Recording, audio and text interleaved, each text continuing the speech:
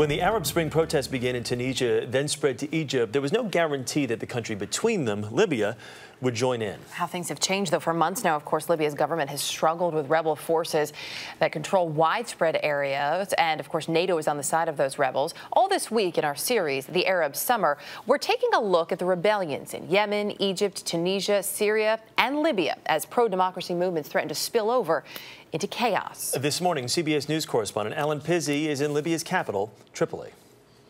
The NATO warplane struck shortly after 11 o'clock local time, hitting the same target about 6 times. And surprisingly, the Libyans admitted that it was a military target.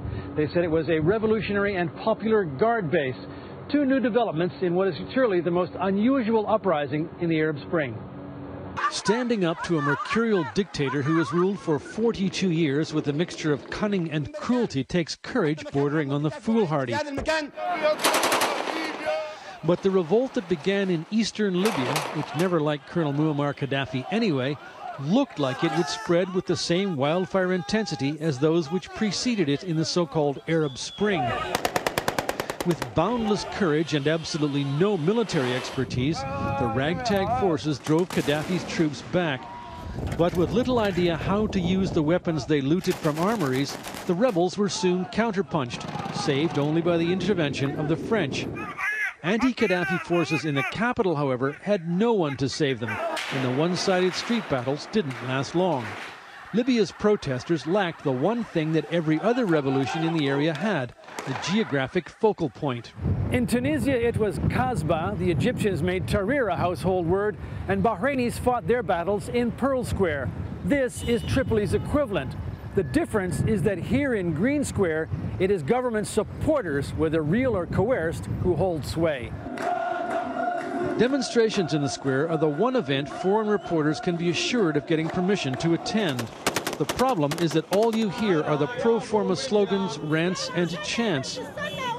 But venture away from the orchestrated rallies into the narrow streets of the souks where ordinary people shop, and you get a hint of what they really think. I'm a human being, you know. I like to be free with everybody else. NATO says they want Qaddafi to go. Well, I don't care that. This the problem between Mr. Muammar Gaddafi and the NATO. Okay, discuss them. But what we can do? The answer, of course, is not very much. The brave, some say suicidal, still take to the streets, usually during a funeral for someone killed for demonstrating, which often ends up with more martyrs and another funeral, and so it goes.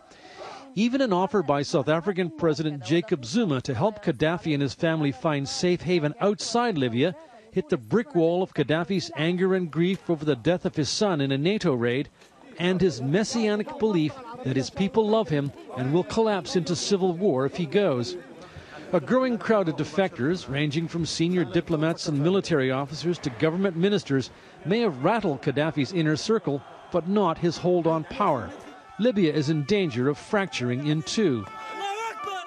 Rebels hold the east and pockets of Qaddafi's home tribal area and are fighting for the mountains to the south of Tripoli. NATO airstrikes have helped the rebels hold out in Misrata and solidify their hold on Benghazi enough to form a transitional government of sorts. But the end result is a diplomatic and military stalemate. What's the answer, or do you know? Well, we don't know the answers yet. We don't know nothing yet. You know, we wish we'll be free. You know, we wish we'll be good. But we are a human being. We like to work. We like to make children educated. We got to go to school. We go to the university. You know. Here in Libya, the Arab Spring is still waiting for its blossoms. Be safe. Well, I hope so. Okay, inshallah. Getting on with life is seemingly the best people can hope for. Even as the bombing raids go on, the traffic doesn't change and people stay on the streets. With a secret policeman on every corner and NATO overhead, the people of Tripoli seem to have decided the best thing they can do is wait this out. Chris?